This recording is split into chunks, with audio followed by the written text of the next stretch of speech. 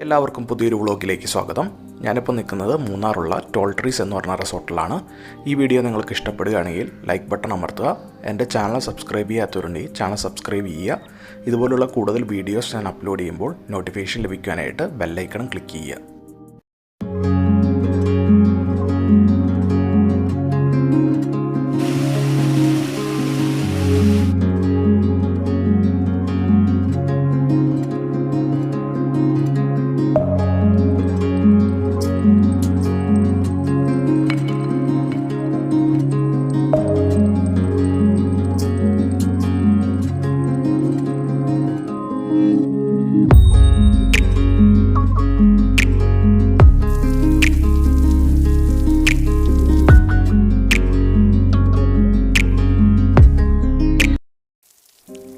ഞാനിപ്പോൾ നിൽക്കുന്നത് റിസോർട്ടിലെ റെസ്റ്റോറൻറ്റും മറ്റുള്ള മെയിൻ ആക്ടിവിറ്റീസും എല്ലാം ഉള്ള ഏരിയയിലാണ്.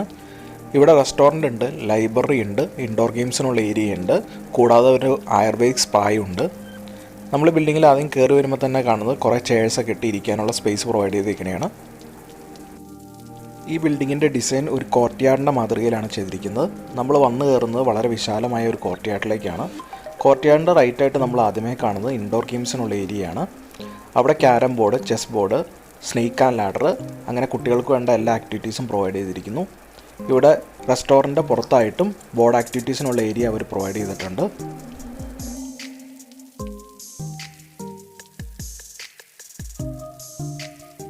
കോർട്ട്യാർഡിൻ്റെ ഒരു സൈഡിലായിട്ട് കാണുന്ന വാളിൽ മൂന്നാറിൻ്റെ ഹിസ്റ്ററിയുമായി ബന്ധപ്പെട്ട് കുറേ ഫോട്ടോ ഫ്രെയിംസ് ഹാങ് ചെയ്തിട്ടുണ്ട്.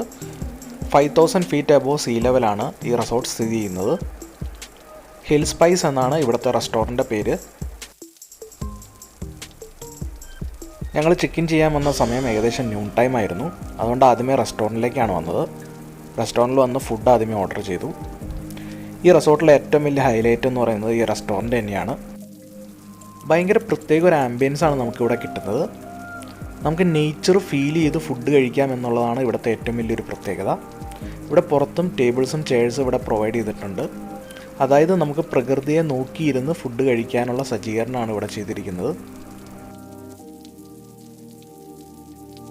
ഈ കാണുന്നതാണ് ഇവിടുത്തെ സ്വിമ്മിംഗ് പൂള്.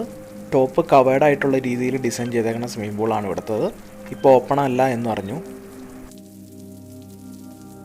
അങ്ങനെ കുറച്ച് നേരത്തെ കാത്തിരിപ്പിന് ശേഷം ഞങ്ങൾ ഓർഡർ ചെയ്ത ഫുഡ് ഞങ്ങൾ കിട്ടി. അത്യാവശ്യം ഡെലീഷ്യസ് ആയിട്ടുള്ള ഫുഡ് തന്നെയാണ് ഇവിടെ പ്രൊവൈഡ് ചെയ്യുന്നത്. ഈ കാണുന്നതാണ് ഈ റിസോർട്ടിലെ ഏറ്റവും പ്രീമിയം കാറ്റഗറിയിൽപ്പെട്ട 2 cottages, Saffron Grand and Saffron sweet.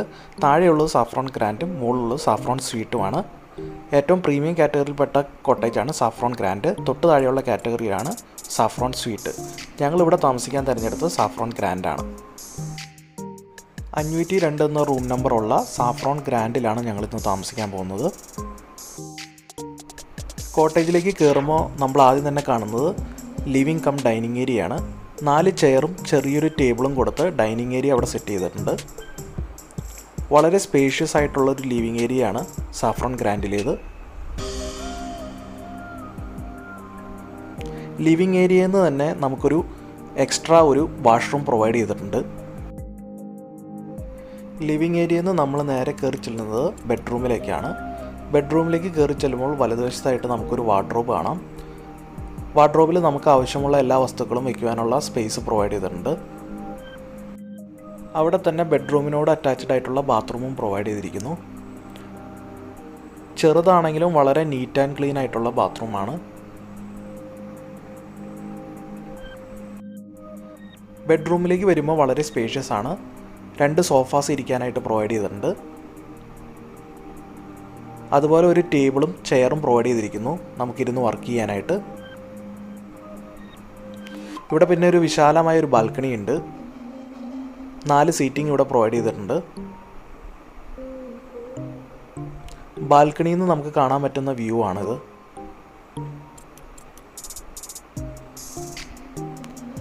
നല്ല പൊക്കമുള്ള മരങ്ങളാണ് നമുക്ക് ചുറ്റും കാണാൻ പറ്റുന്നത്. ശരിക്കും ഒരു ഫോറസ്റ്റിൽ നമ്മൾ ഇരിക്കുന്ന ഒരു ഫീലാണ് ഇവിടെ നമുക്ക് കിട്ടുന്നത്. നെക്സ്റ്റ് ഡേ മോർണിംഗ് ആണ്. ഇവിടെ കിഡ്സിന് കളിക്കാനായിട്ട് കുറേ സംഭവങ്ങൾ ഉണ്ടാക്കി വെച്ചിട്ടുണ്ട്. ഇന്നലെ മുഴുവൻ മഴയായതുകൊണ്ട് ഇപ്പോഴും ഇവിടെ വെള്ളം കെട്ടിക്കിടപ്പുണ്ട്. ഇവിടെ സ്വിങ്സ് ഉണ്ട്, സ്ലൈഡേഴ്സ് ഉണ്ട്, അങ്ങനെ കുറേ ഐറ്റംസ് ഇവിടെ ചെയ്തിട്ടുണ്ട്. ഇനിയിപ്പോൾ ബ്രേക്ക്ഫാസ്റ്റ് കഴിക്കാൻ പോകണം. അത് കഴിഞ്ഞിട്ടൊന്ന് ട്രക്കിങ്ങിന് പോകണം. ഇവിടെ സെൽഫ് ട്രക്കിംഗ് ആണുള്ളത്.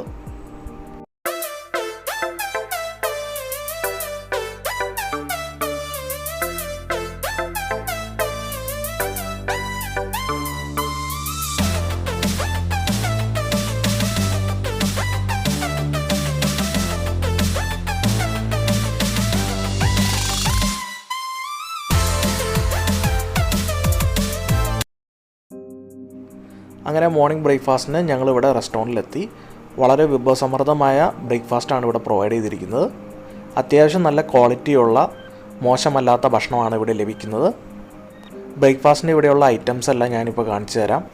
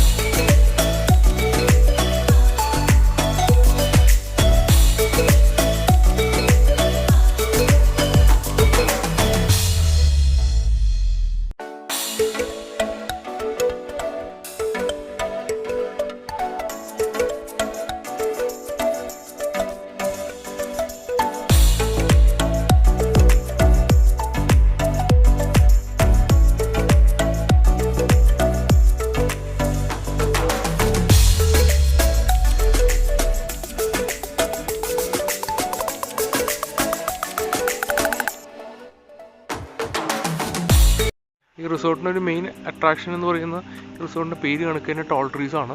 ഒരു ഫോറസ്റ്റിൻ്റെ പ്രതീതി തരുന്നൊരു ഇതാണ്. പിന്നെ ഇതിൻ്റെ ഒരു മെജോറിറ്റി 55 ഏക്കേഴ്സ് തന്നെ ഇവർ ട്രക്കിങ്ങിനായിട്ട് പ്രൊവൈഡ് ചെയ്തേക്കുന്നതാണ്. പ്രോപ്പർട്ടി മൊത്തം 60 ഏക്കേഴ്സ് പ്ലസ് ഉണ്ട്.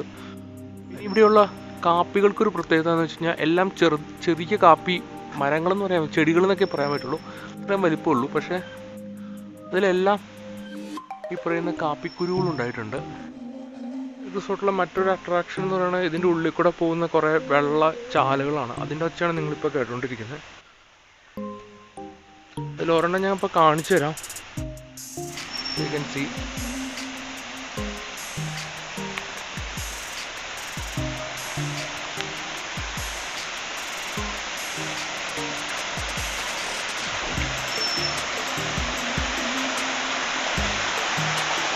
ഈ സെയിം വെള്ളം തന്നെയാണോന്നറിയില്ല. നമ്മുടെ റെസ്റ്റോറൻ്റ് അവിടെ ഒരു വെള്ളച്ചാട്ടമുണ്ട്. സ്വിമ്മിംഗ് പൂളിൻ്റെ പാത്ത് വേയിലൊരു ചെറിയ വെള്ളം ഒഴുകുന്ന സ്ഥലമുണ്ട്. അങ്ങനെ വെള്ളച്ചാട്ടങ്ങളും വെള്ളം ഒഴുകുന്ന സ്ഥലങ്ങളുമായിട്ട് വളരെ ബ്യൂട്ടിഫുള്ളാണ് ഈ ഭാഗം.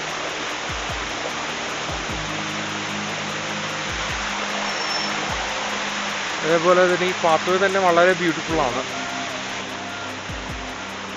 ഇവിടെ ഒരു ഫുൾ ഗ്രൂപ്പിനൊക്കെ ഇരുന്ന് എന്തെങ്കിലും ഗെയിമോ ആക്ടിവിറ്റിയോ ഒക്കെ നടത്താനൊരു സ്ഥലമുണ്ട്. ഇങ്ങനെ ഇരുന്നുകൊണ്ട് ഭയങ്കര പീസ്ഫുള്ളായിരിക്കും ഇവിടെ. റെസ്റ്റോറൻറ്റോടുള്ള വെള്ളച്ചാട്ടത്തിൻ്റെ അവിടെ എനിക്കിങ്ങനെ ഇരുന്നൊരു പീസ്ഫുൾ എൻവയറമെൻറ്റ് ഉണ്ടാവുമെന്ന് എനിക്ക് ഡൗട്ട്. പക്ഷെ കുറച്ച് നല്ല വെള്ളച്ചാട്ടം അതായിരിക്കും. ബട്ട് ഇതൊരു കുറച്ചും ഡിഫറെൻറ്റ് എക്സ്പീരിയൻസ് ആണ്.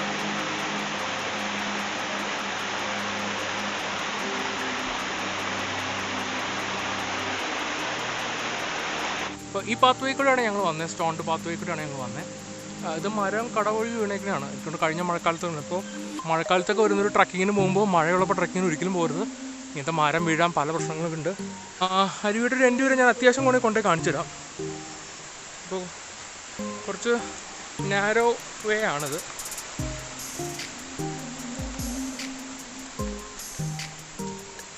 ഈ കാണുന്നതാണ് അരുവി. അപ്പോൾ സിംഗിൾ സൈഡ് വരുന്നവർക്കും പിന്നെ യങ് ഫാമിലീസിനൊക്കെ എക്സ്പ്ലോർ ചെയ്യാൻ പറ്റുന്നൊരു ഏരിയ കൂടിയാണിത്. ഈ കാണുന്നതാണ് ബ്രിഡ്ജ്.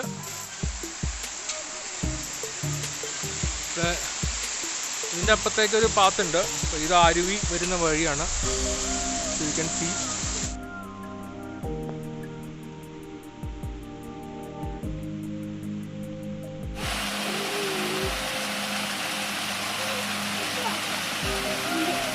അപ്പോൾ ഇവിടെ നമുക്ക് കുറച്ച് സൈൻ ബോർഡ്സും കാര്യങ്ങളൊക്കെ ഉണ്ട്.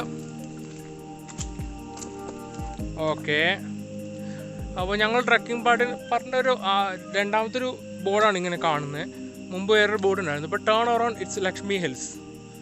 അപ്പോൾ ഇത് ലക്ഷ്മി ഹിൽസ് എന്ന് പറഞ്ഞാൽ ഹിൽസാണ്. അപ്പോൾ ഇവിടെ കൂടുതൽ കടമം തന്നെയാണ്.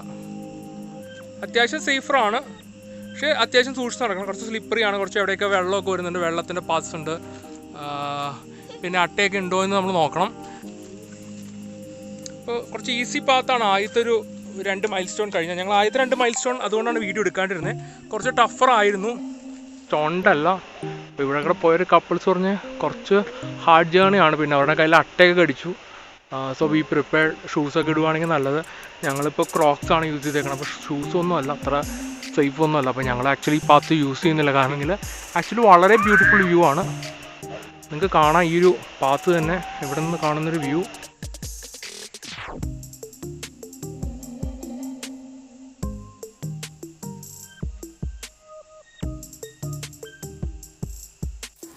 ട്രക്കിംഗ് കഴിഞ്ഞ് റൂമിലെത്തിയപ്പോൾ നല്ല കിടിലിനൊരു മഴ പെയ്യാണ്. ഇവിടെ നല്ല വിശാലമായ ബാൽക്കണി ഉള്ളതുകൊണ്ട് മൂന്നാറിലെ ചിൽ ക്ലൈമറ്റിലിരുന്നുകൊണ്ട് ഇവിടുത്തെ മഴ നന്നായിട്ട് ആസ്വദിക്കാൻ പറ്റുന്നുണ്ട്.